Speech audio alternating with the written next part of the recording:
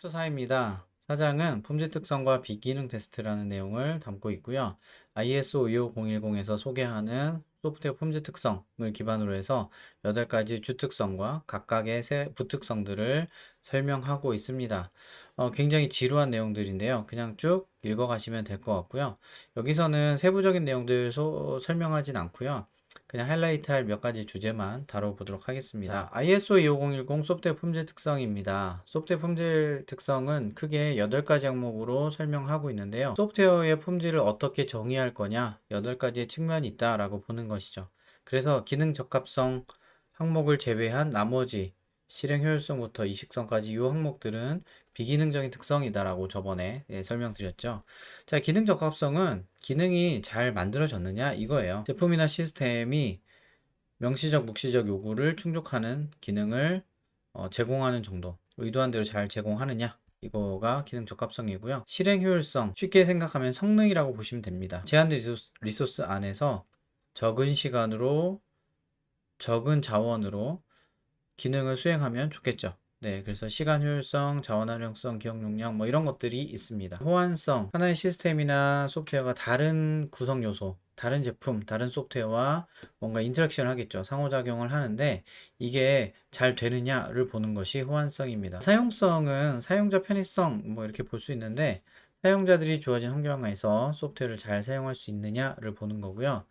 여기에서는 일반적인 사용자들도 있지만 뭐 핸디캡이 있으신 분들이라든지 아니면 복잡한 소프트웨어나 시스템을 운영해야 되는 그러한 분들 있죠. 미션 크리티컬하고 세프티 크리티컬한 도메인에서 할 때 이런 것들이 실수하거나 오작동하지 않도록 주의해야 되는 그런 부분들도 있습니다. 그리고 심미적인 요소나 일관성이나 이런 것들, 소프트웨어를 잘못 사용할 우려가 있을 때 사용자에게 어떤 경고를 적절히 띄워주느냐, 뭐 이런 부분들도 다 사용성과 관련한 요소이죠. 이게 단순히 그냥 UI가 예쁘냐, 일관성 있느냐, 이런 차원을 넘어서는 복잡한 내용들을 담고 있습니다. 신뢰성은 가용한 시간 동안 시스템이 정상 운영을 할 것이다라는 것을 제공해주는 정도이죠. 시스템이 정상 동작할 것이라고 기대되는 시간들이 있죠. 예를 들면 서버가 뭐 점검 시간이 있습니다. 뭐 이런 것들을 제외한 나머지 오퍼레이션 타임에 문제없이 동작할 거냐라는 것을 믿을 수 있느냐라는 것이 신뢰성이고요. 혹시라도 문제가 발생했을 때, 장애가 발생했을 때 빨리 복구할 수 있느냐, 이런 것들도 신뢰성의 요소에 해당이 됩니다. 자, 보안성은 예전 버전에서는 기능 적합성의 하나로 들어가 있던 부분인데 보안이 중요한 요소다 보니 보안이 품질 특성의 주특성 중에 하나로 이제 나오게 되었습니다. 이거는 우리가 일반적으로 생각하는 개인정보 보호나 보안과 관련한 그런 요소들을 떠올리시면 되겠습니다. 유지보수성은 제품이나 시스템이 유지보수 될 때 효율적으로 운영될 수 있느냐 이런 것들을 보는 거고요. 예전에 비해서 되게 중요한 어떤 특성 중에 하나가 돼 가고 있습니다. 왜냐하면 옛날에는 소프트웨어를 출시하고 끝냈는데 요즘은 정기적으로 주기적으로 유지보수를 해주는 것이 사실은 더 좋은 프로그램이다라고 보고 있기 때문에, 그리고 소프트웨어 구독이라는 개념으로 많이 바뀌고 있기 때문에 유지보수는 굉장히 중요한 요소가 돼가고 있고요. 이런 유지보수를 할 때 얼마나 쉽게 할 수 있느냐라는 측면이라서 이거는 외적으로 소비자가 느끼는 품질이라기보다는 개발 쪽에서 또는 내부에서 효율성을 가질 수 있느냐 이런 측면에서 좀 더 볼 수 있다라고 볼 수 있죠. 자, 그 다음에 마지막으로 이식성은 다양한 플랫폼이나 환경에서 운영될 수 있는 소프트웨어 능력입니다. 그래서 다양한 뭐 OS 버전이라든지 다양한 환경에서 소프트웨어가 문제없이 잘 동작하느냐 이런 것들을 보는 게 이식성이라고 볼 수 있습니다. 자, 성능 테스팅의 유형을 크게 이제 4가지를 예를 들어서 설명하고 있습니다. 유제에 보면 이제 성능 테스팅 유형 4가지를 다루고 있는데요. 부하 테스팅, 스트레스 테스팅, 스파이크 테스팅, 내구성 테스팅 이렇게 4가지를 설명하고 있습니다.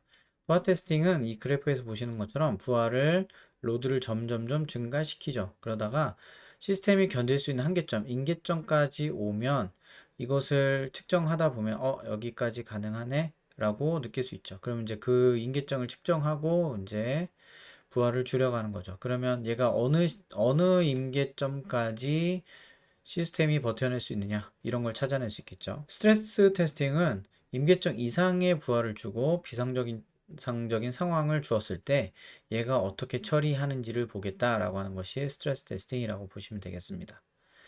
자, 그 다음에 스파이크 테스팅은 짧은 시간에 부하가 몰릴 때 시스템 반응을 측정합니다. 그래서 얘는 일종의 피크를 주는 거죠. 스파이크를 임계점을 벗어나는 피크를 주고 내렸다가 또 올렸다가 내렸다가 하는 식으로 반복해서 로드를 주었다 빠졌다 이렇게 해서 시스템이 이런 상황에 어떻게 처리할 수 있는지를 보겠다라는 것이 스파이크 테스팅입니다. 자, 내구성 테스팅은 장시간 고부하를 주고 시스템의 반응을 측정하는 것입니다. 그래서 임계점에 가까운 부하를 주고 이것을 꽤 오랜 시간 동안 지속하는 거죠. 자, 부하 테스팅은 부하를 점점점 올려서 임계점까지 갔다가 내려오는 거라고 하면 내구성은 그 부하까지 가서 꽤 오랜 시간 동안 유지하고 내려오는 거죠. 자, 이런 네 가지 유형이 있다. 네, 4.8의 상호 운영성 항목 중에 테스트 용이성이라는 내용이 나옵니다. 테스트를 얼마나 쉽게 할 수 있느냐 이런 것들을 설명하는 건데요. 여기서는 크게 한 7가지 항목들을 설명하고 있습니다. 자, 첫 번째 제어 용이성. 프로그램의 실행을 제어하기가 용이하도록 설계를 해야 된다라는 거죠. 프로그램을 컨트롤하기가 좋으면 아무래도 테스트를 자동화한다든지 아니면 테스트를 최적화한다든지 이런 측면에서 훨씬 더 유리하겠죠. 근데 이제 제어가 어려워지면 자동화 같은 것들을 만들기가 상당히 까다로워질 겁니다. 자, 두 번째 관찰 가능성. 지금의 상태나 어떤 내용들을 상황들을 좀 파악하기가 훨씬 좋게 만들어질수록 좋겠죠. 그래서 프로그램의 내부 상태나 뭐 플래그 값이라든지 지금의 모드나 스테이터스가 어느 모드로 가고 있는지 이런 것들을 쉽게 파악할 수 있도록 만들어주면 테스트를 하기에 용이하겠죠. 자, 그 다음에 단순성. 가능한 한 시스템 구조를 단순하게 만드는 것이 좋겠죠. 코딩 룰 준수라든지 구조를 단순화하면 결함이 다른 쪽으로 전이되는 것을 최소화할 수 있는 장점이 있을 겁니다.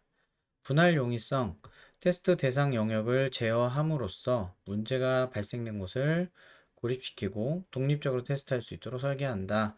그래서 모듈 간의 의존성을 줄이면 줄일수록 테스트의 영역을 고립시켜서 테스트하기가 좋겠죠. 우리 단위 테스트할 때 아이솔레이트 해주는 게 좋다라고 얘기한 것처럼 모듈을 분할해서 떼어서 테스트하기가 좋으면 아무래도 네, 테스트를 하기가 용이한데 이런 분할이 되지 않고 시스템 구조가 뭔가 의존도가 높고 막 전체로 묶여야만 된다. 그러면 테스트를 하기가 굉장히 어려워집니다. 자, 운영 용이성. 프로그램의 결함이 발생해도 테스트 작업을 계속할 수 있도록 설계가 되느냐. 예외 처리나 어떤 그런 상황들이 잘 운영이 되면 시스템이 페일리어가 나거나 오류가 나거나 아니면 정상적인 동작을 하지 않더라도 그 다음에 결함이 발견돼도 그 다음에 테스트 활동들을 지속할 수 있으면 좋겠죠. 네, 그게 이제 운영 용이성이고요. 안정성. 테스트하는 동안 소프트웨어 변경이 너무 자주 발생하지 않도록 설계하는 것. 그 다음에 이해 용이성. 소프트웨어 설계 정보가 잘 조직화되어서 쉽게 가능하도록 접근 가능하도록 해서 소프트웨어를 잘 이해할 수 있도록 설계되어야 된다. 소프트웨어 내부 구조나 시스템의 동작이나 이런 것들을 설계 정보를 잘 파악할 수 있도록 만들어져야 된다. 라고 보는 것입니다.